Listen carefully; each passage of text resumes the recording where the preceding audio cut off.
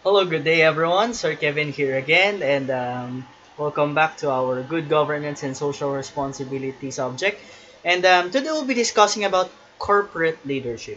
By the way, our last discussion is about the corporate culture. Medyo may pahapyaw na tayo tungkol sa leadership and talks about the ethical and effective leadership, this comparison. And we talk about the ethical decision making and also business and ethics and their relationship. So today we'll be discussing about the corporate leadership, and our objectives for this session is first, we are able to know what are the goals of leadership and what characteristics do they need to have. No?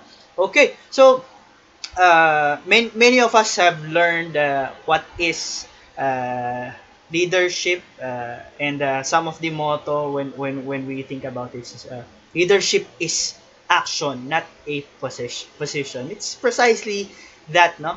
And there's something that we'll be discussing more about that idea. And yeah, leadership is not just about a position. It's an action. So let's get it through with this discussion.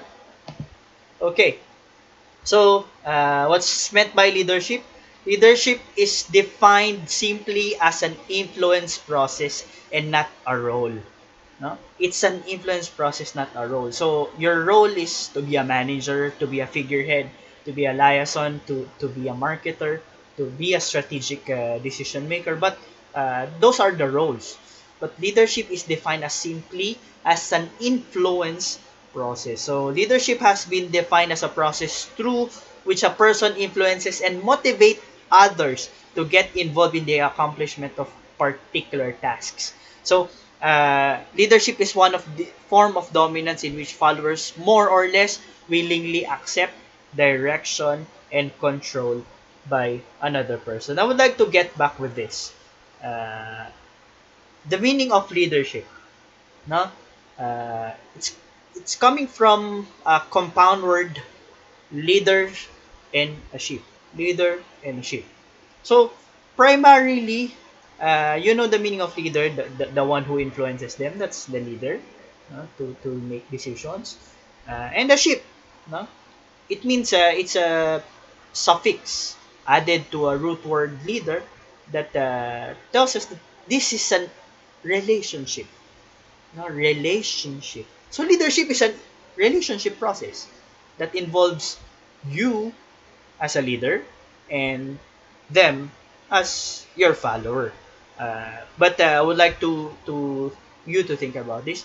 Whenever you be a leader in a group or an organization, you know, please don't call them members ko or your subordinates, because you have been just the leader, but all of you are members. So not members ko kundi co-members. You're all within with you're all with that.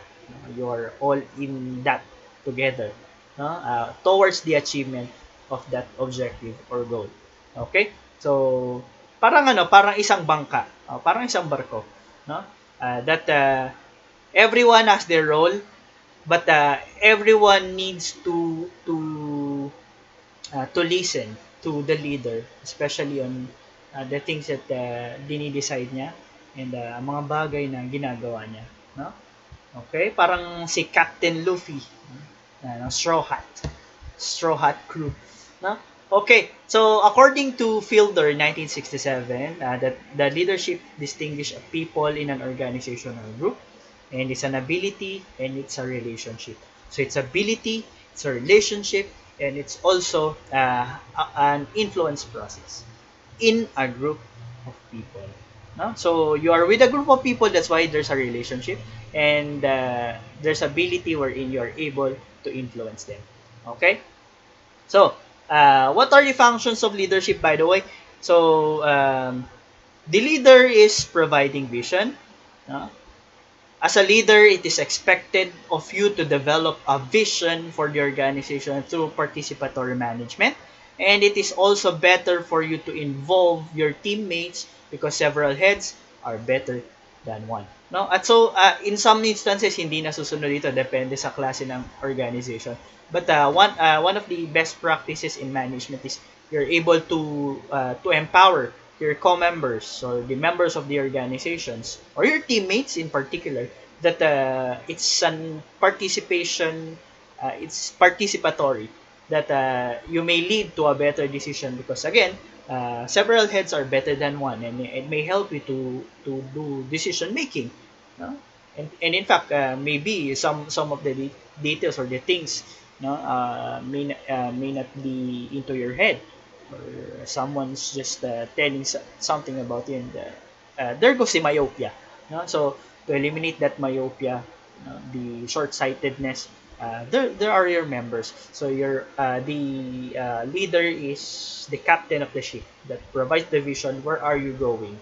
And etong mga followers, or these are teammates or group members, no, co-members, sila yung susunod dun sa vision mo. Okay? And then uh, towards achieving goals to make your vision a reality, it's very essential that you and your coworkers must set goals and objectives. It is the task to see to it that objectives you have set are achieved, and your team members will have a good performance. Now, if you know how to motivate them, and through this, you can expect quality outputs. Now, if you're the manager and as that's your role, and you're influencing them as the leader, so you set goals, no, you set goals, and you rate them, you gauge them, no? Towards the achievement of those general objectives and the vision of the organization, no, para makita mo kung saan na kayo at ano na yung nagagawa, no? So you should have that vision of reality, no, that you can able to achieve goals and objectives. Also, you are initiating camaraderie and smooth relationship between your co-members.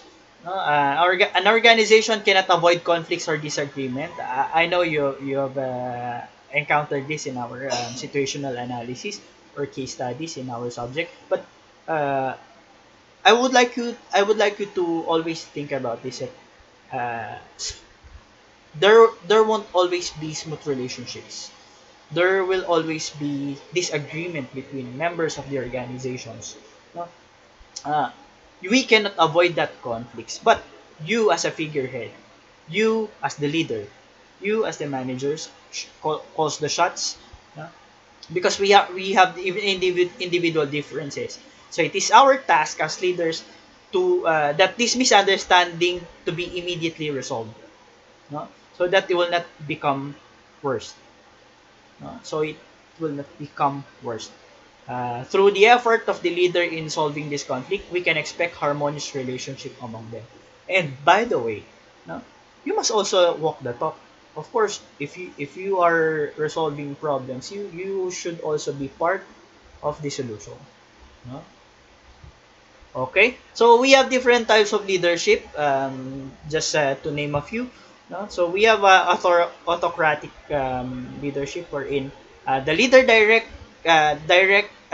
directs and also is strongly goal oriented and opinionated. No? Nagbababa ng desisyon, eto lang yan.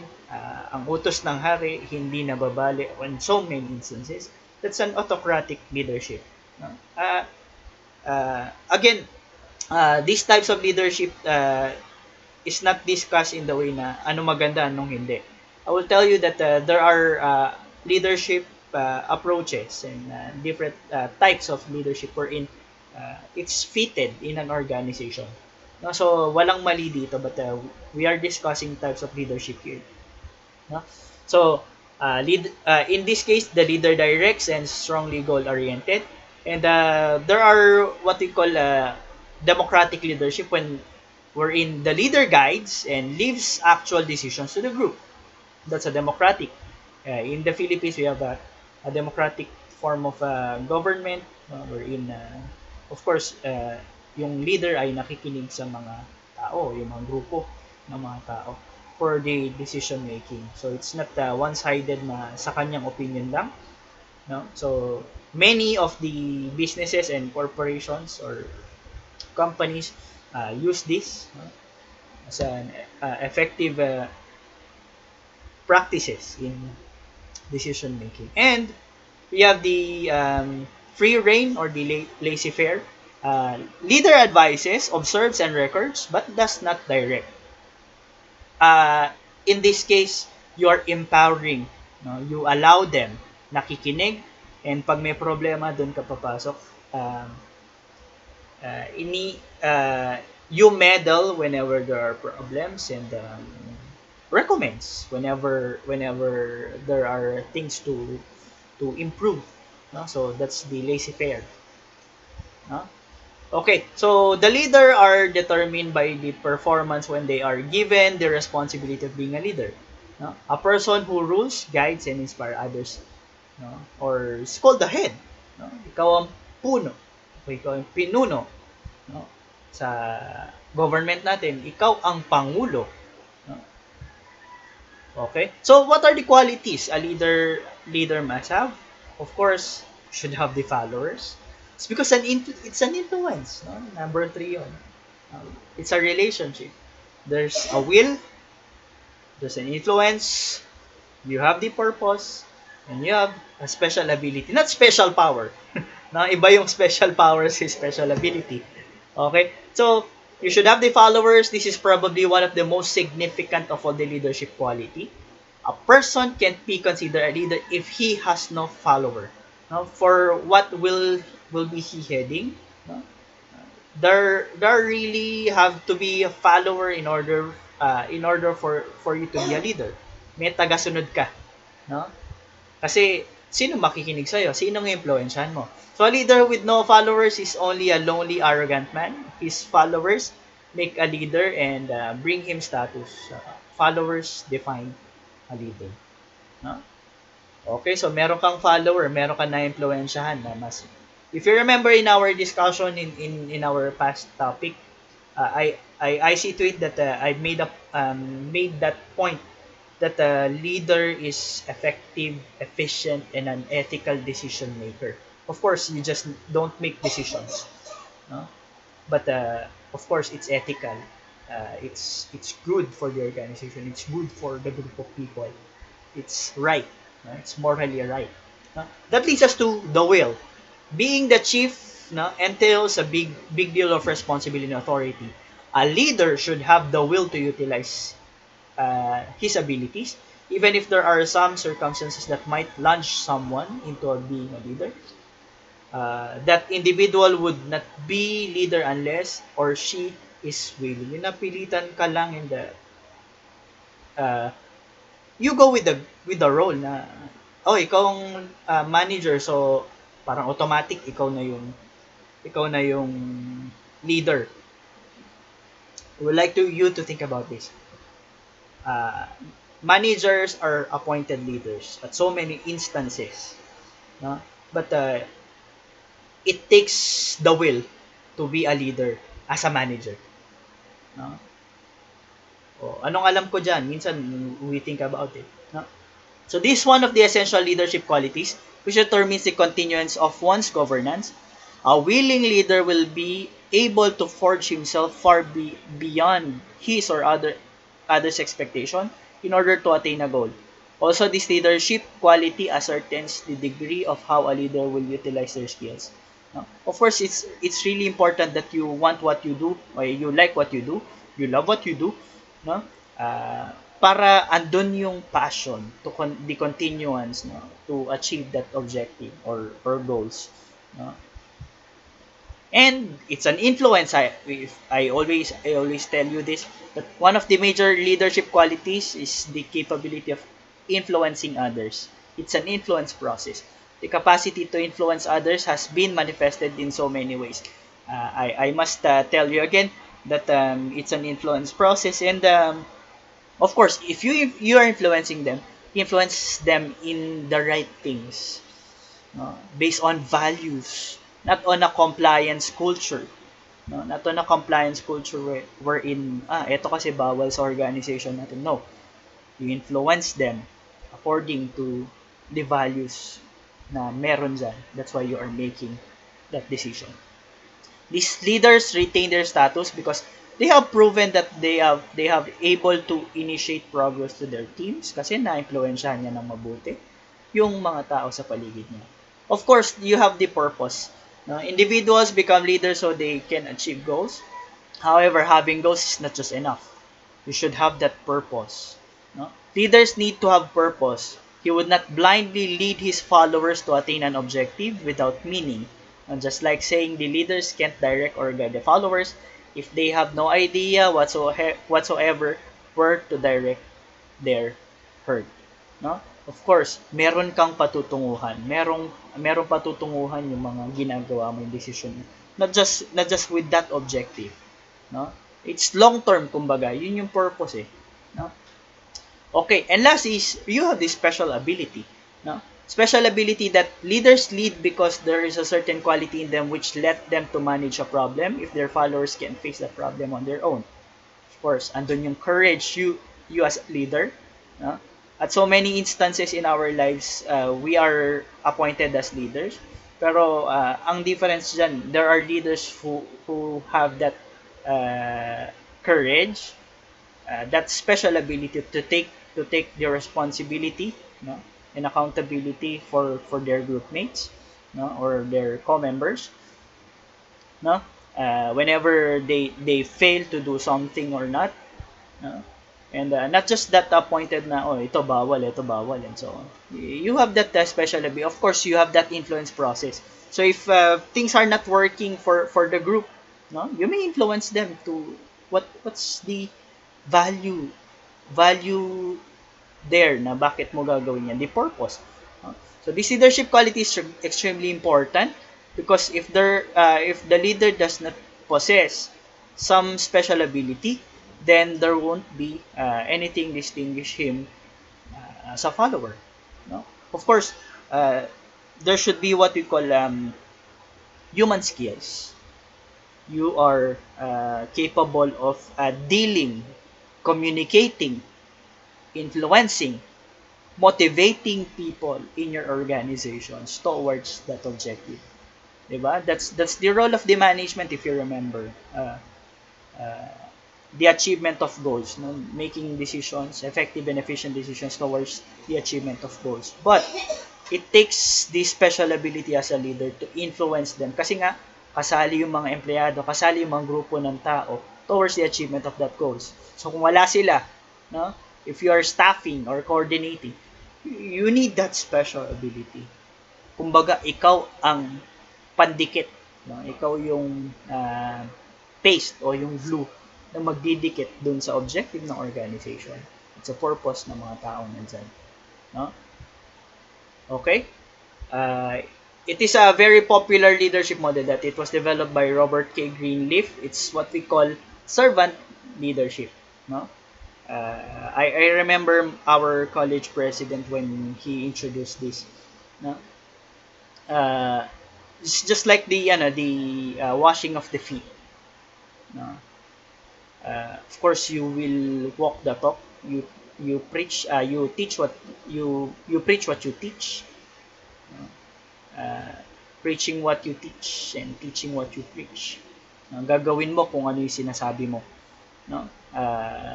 You go at that level. Actually, it's what we call the out of the body experience, wherein for for you to realize kung ano yung nararamdaman nila. Go to their level. You put your feet onto their shoes. No? Para makita mo yung needs. No? Para ma-impluwensyahan mo sila. Remember, we have different perceptions, and how can you see their perceptions if you won't go into that group, and how can you motivate them? What can get them motivated, diba? You should know that. No? That what do that servant leaders do? Servant devotes themselves to serving needs of the organization members, focusing on meeting their needs and those they lead. Remember, in a corporate settings and in an organization settings, one of the most important, in fact, the most important assets are the people inside that organization towards the achievement of that goal. So, of course, no, you need to lead them and develop those employees to bring out the best in them, coach others, and encourage their self-expression. No, you empower them. You let them feel that they belong. No, that you value them, you let them also feel that they are important in the organization, particularly in that achievement of that goal. And servant leaders are felt to be effective because the needs of the followers are so looked after they reach their full potentials. No? So that corporate leadership is inspiring others, is inspiring the group of people to have the same vision, to have the same vision, but also uh, get their full potentials para mas ma-improve pa, no? At makatulong sa organizations. Okay, ladies and gentlemen, that's the corporate leadership as the continuation for the corporate culture. The next chapter would be we'll be talking about good governance as a general idea. With that, I would like to thank you for tuning in and listening and watching to our discussion. Thank you very much, and see you on to the next one.